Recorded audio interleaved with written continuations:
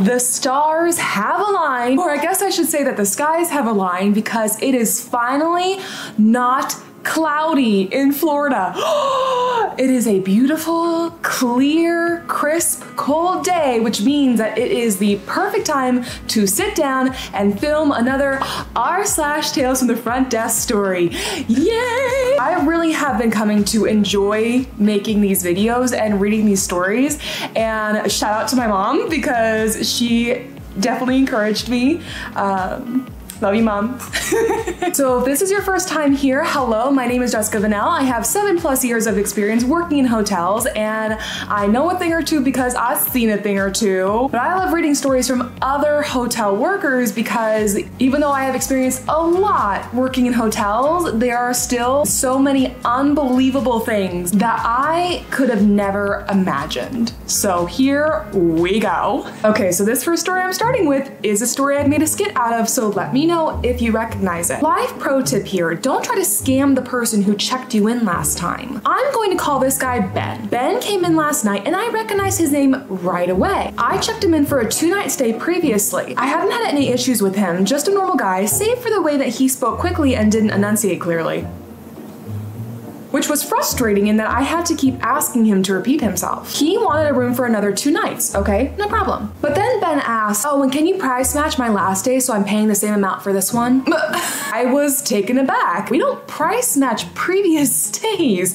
That's such an outlandish idea, and it makes 0 sense. We have people with special negotiated rates because they stay so often, but we've never price matched previous stays. So I tell him, no, our rates change from night to night. I can't change the price to match the one you previously got on another stay. Well, the lady who checked me in last time said that they'd be able to price match that rate for my future stays. Excuse me? I was a lady who checked you in last time, and I did not say that. Well, I spoke to the manager the next morning, and they told me that I could keep that rate for future stays since I'm here so often. To be clear, this guy had stayed at the hotel once. There was no other record of him ever staying at the hotel before that. And there was no negotiated rate for him because he didn't stay here often. So I say, there is no negotiated rate listed for you, but since you have AAA, I can add that to your reservation, but nothing else. So the price would be $73 plus tax per night, which would come out to about $78.38 per night. Well, last time the rate was $72 per night with tax included in it. No, that would not be correct. Yes, it was $72 with all tax included. As if I couldn't look up his last folio and see what the rate was. Another pro tip here, don't try to scam someone who has hard evidence contrary to your lies. I looked up his last folio, printed out, and highlighted the room rate for each night plus the applicable taxes under each. I explained to him very clearly,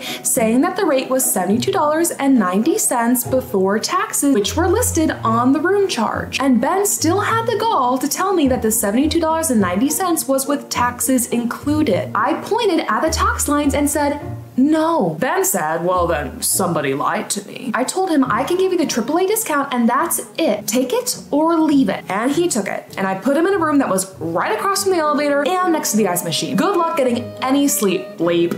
I warned my coworkers about him and put it in my recap email as well so everyone would be aware in case he tried that on somebody else. Don't try to scam the person who checked you in last time. You're likely to fail and get yourself put somewhere that's not exactly desirable. I think that people try to lie and scam me because I look young and inexperienced. I'm neither of those things, so people generally aren't prepared for me to see through their BS and refuse to give in as soon as they mention management. It's quite satisfying to see their face drop when they realize I'm not an idiot. People seem to take us for idiots often and they're surprised when we aren't. Well, surprise, you're paying the same rate as everyone else. I remember Googling with my coworkers hacks for staying at hotels and reading through this like BuzzFeed article of all the things you can do and say at the front desk or at hotels to get free stuff. And it was stuff like complain about everything, tell them it's your birthday or an anniversary even if it isn't. And we all stood around reading that article just groaning and rolling our eyes because we are not idiots and we can tell. And if someone goes in and they start complaining about every tiny detail of the room, we have ways to track that. We can flag you as a person who consistently tries to just find things to complain about. Anytime you see those articles or posts being like, here's hacks for staying at hotels, take it with a grain of salt and know that hotel workers also read those hacks, and so we know what you're trying to pull. I got a big pineapple cup. Ooh. Remember guys, this is a symbol of hospitality. Thank you.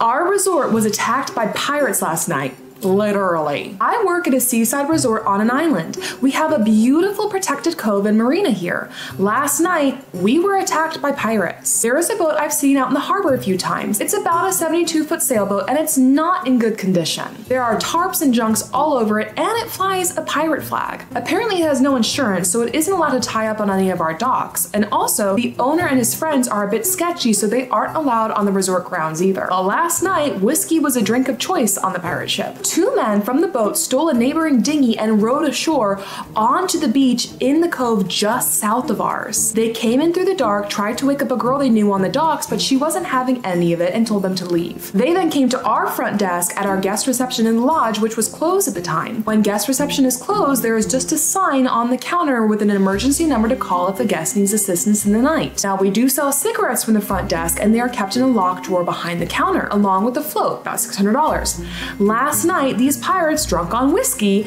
broke into the drawer and stole the money and all the cigarettes. They did this directly on camera, which they even looked at while performing this plundering of our treasure. Alas, as is the fate of most dumb, drunk pirates, they were arrested today in their beds, woken from their slumbering hangovers, with the loot piled high on their bedside table. Not a good time to be a pirate. I can't even begin to imagine how I could make that into a skit, so I absolutely had to include it as a story here. I remember when I came across that story from r/Tales from the Front Desk, and I was flabbergasted because you don't really think about it, but technically pirates do still exist outside of the most magical place on earth. So yeah, wild stuff. Oh gosh. This story, I already know, is going to start a fire in the comments, but here we go. Service dog poops on the stairs. So, our property has long tolerated an elderly woman, let's call her Agnes, and her service animal. I remember checking her in once a long time ago and asking her the allowed questions for service animals, to which she did not say anything disqualifying, but also presented a tattered and worn service animal card. And I remember finding this card so ridiculous that I ended up going to the card issuer's website, where you too can send away for an official service animal card to be sent to you for a small fee. Anyway, it soon became apparent that this was no service animal. The dog would run around sniffing away at other guests, jump on furniture, etc. But it was a tiny dog and generally not causing any huge problems, and the longer / more often Agnes stayed, the harder it was to justify refusing / kicking her, well, the dog, out for the usual reasons, because we had tolerated it for so long. And our general manager would go between issuing toothless warnings, if it jumps on the furniture again, you're out, and questioning the existence of the problem at all. Well, but have any of the guests complained? Today I came into work and it was like Christmas came early. Apparently the day before, dog poop was found on a high traffic stairwell. Upon investigation, it was revealed that Agnes's dog had been running wild down the hall, dragging its leash along the floor behind it. It climbed up a flight of stairs, pooped right on the landing, then ran back down and straight over to various guests, happy as a clam. Meanwhile, Agnes ambled slowly along down the corridor, past the stairs, completely unconcerned that her dog was running amok and completely oblivious to the addition the dog had made to our stairwell as she walked right past it. All this caught on video. Armed with this evidence, our assistant manager immediately banned not only the dog, but also DNR'd, that means do not rented, Agnes for neglecting the dog and allowing this to happen. Soon afterwards, Agnes came back from wherever she was and our assistant manager delivered the ban hammer personally. And that, my friends, is a story of Agnes and how she got herself kicked out of our property. All right, service animals at hotels. And in general, but at hotels. So this has always been a hot button issue on the internet, I've noticed. So real quick, I'm going to do a little bit of Googling. Okay, so first of all, people seem to be under the assumption that you cannot ask questions about a service animal, that somehow is breaking the law. But according to ADA's own website, staff may ask 2 questions. 1, staff are allowed to ask, is that a service dog and is it required because of a disability? That is perfectly legal to ask. 2, what work or task has the dog been trained to perform? So those are the 2 questions. Staff cannot ask about the person's disability, require medical documentation, require a special identification card or training documentation for the dog, or ask that the dog demonstrate its ability to perform the work task. So technically, yes, anyone can come in with any animal and say, yes, this animal is needed to help me with a disability. No, I don't have to tell you what it is.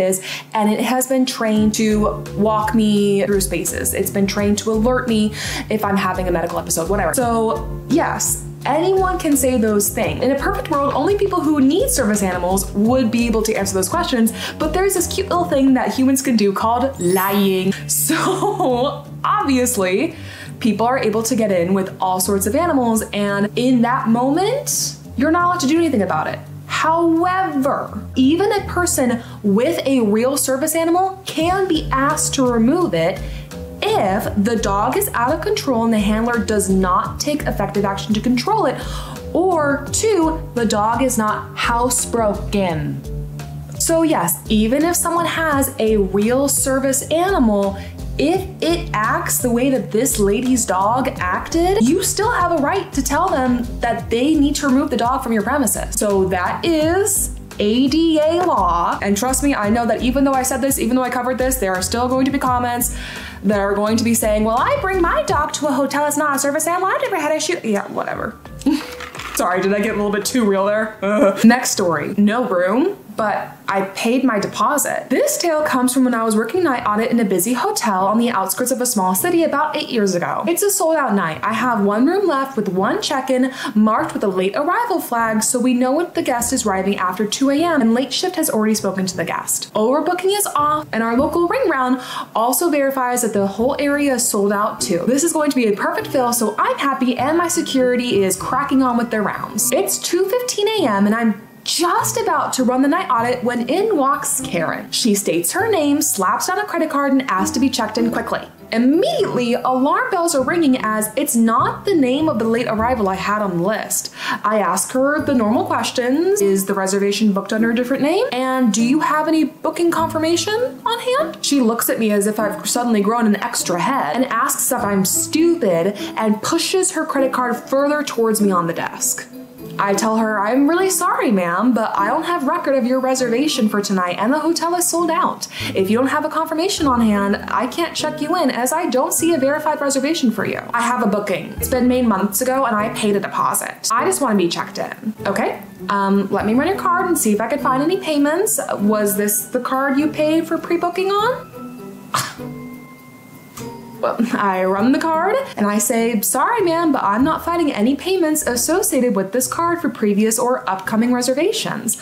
Are you sure your booking is for this hotel as there are 2 other hotels of the same brand and similar names in the city? I always stay here. The reception manager knows me and takes care of my bookings personally. Ma'am, I'm the front office manager and I believe this is the first time I'm making your acquaintance. And when I pull your information up, I'm not seeing any data, which means you haven't had a reservation with us in the past 3 years. Are you sure you booked at this specific location? This interaction continued back and forth for almost 25 minutes and her attitude is nonchalant with the occasional eye rolls, huffs, and puffs. And she's texting the entire time. By this time, I've accessed the chain's dreadful central reservation system and searched our local properties reservations list, which are showing she doesn't have any bookings there. The last arrival has also turned up with her kid in tow and is sat on our lobby sofa watching the entertainment. I've already paged my porter to discreetly check in the waiting guests so as not to antagonize Karen,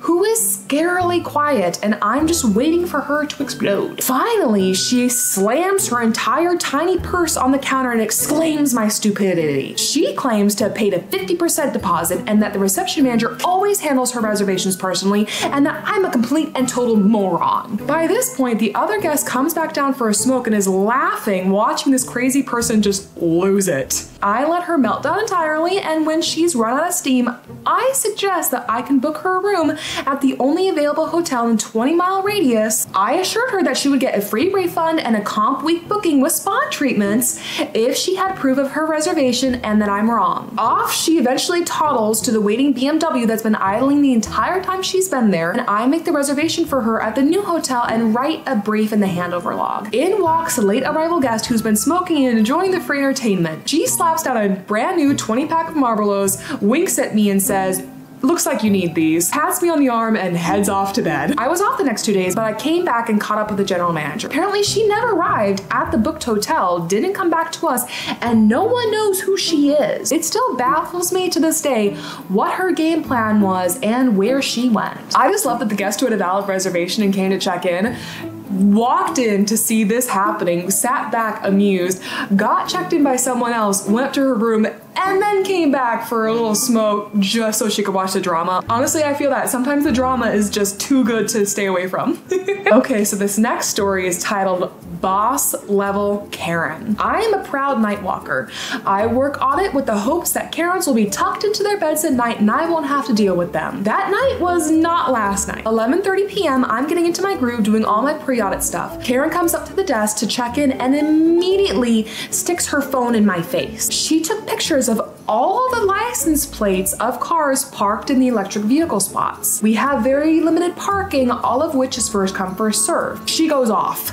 "These vehicles are unauthorized," she exclaims. I calmly explain the first come, first served policy, limited parking, etc., etc. But I can get an electric vehicle spot for her in about 10 minutes. We try to have employees park in these spots for exactly this situation. That way we can easily move our cars to accommodate people with electric ones. Karen was not happy with this answer. She demanded that all the cars that were not electric vehicles be moved because they were not authorized. Again, I explained that they were authorized. They were registered guests and employees, but that I will let her know once my security guard moved his car so she could take that space. Fast forward 5 minutes later, she calls me from her room. I was just about to call to let her know that the space was waiting for her. She straight up called a tow company to tow 7 cars. The tow company told her no, as she was not authorized to have any vehicles towed and that the hotel would have to call for the tow service. So she screamed at me, demanding I call the tow company back and authorize having the cars towed immediately. I explained that I will not be doing that. Those cars were legally parked on our property and that there was a reserved electric vehicle spot for her to move into immediately. She starts screaming at me again that she is not moving her car and that she will go to a fast charger in the morning and send us a bill. So I said that I understand and that if she'd like, she can call during business hours when a manager would be available. Kicker to the story is that the next day she registered a complaint about me on the chain's website. Literally said that I didn't care enough about her problems. My manager asked me about the situation and I said, well, it's not a lie. I didn't care in the way she wanted me to. I cared enough to have a space made for her to be able to charge her car, but no, I didn't care enough to have 7 cars towed because they were unauthorized. Like, is this a boss level Karen? Because it sure felt like it.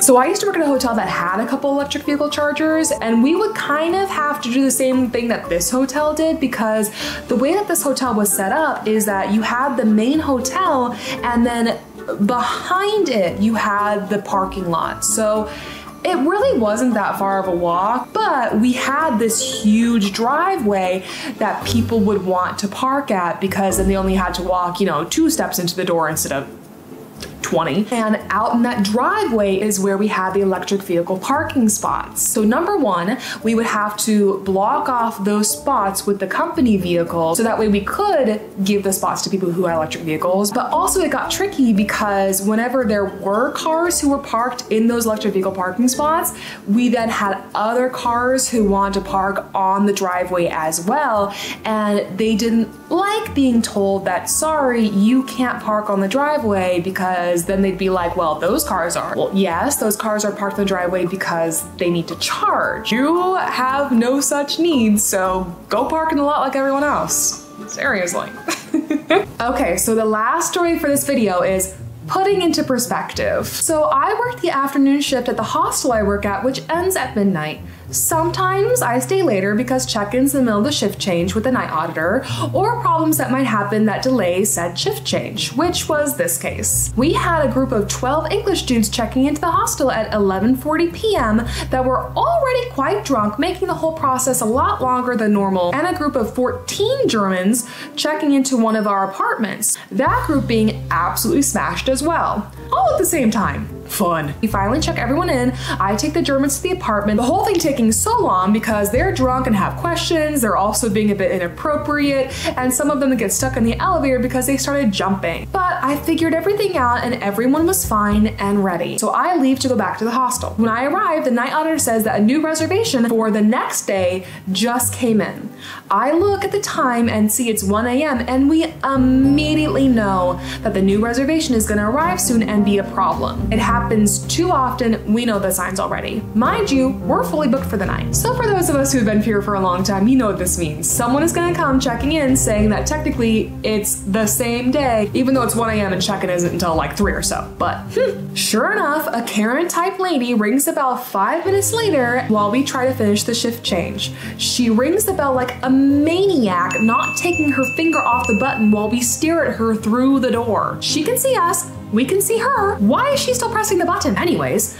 We open the door and there she comes, huffing and puffing, already complaining that we were hard to find because it's too dark out. Thanks, lady. I'll let the sun know that it needs to set a little later to accommodate you. She comes in and leaves her 5 huge bags outside and stands in front of us with her nose raised and an expectant look in her eyes. I greet her and ask if she has a reservation.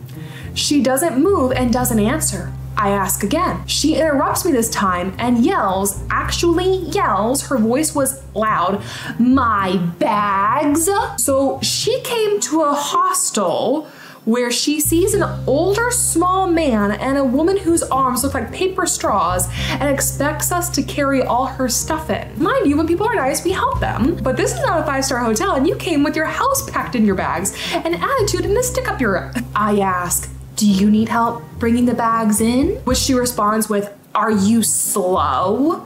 I need one of your servant boys to bring them up to my suite." At this point, I'm looking at her like she's crazy and I answer, "Ma'am, this is a hostel. We don't provide those services.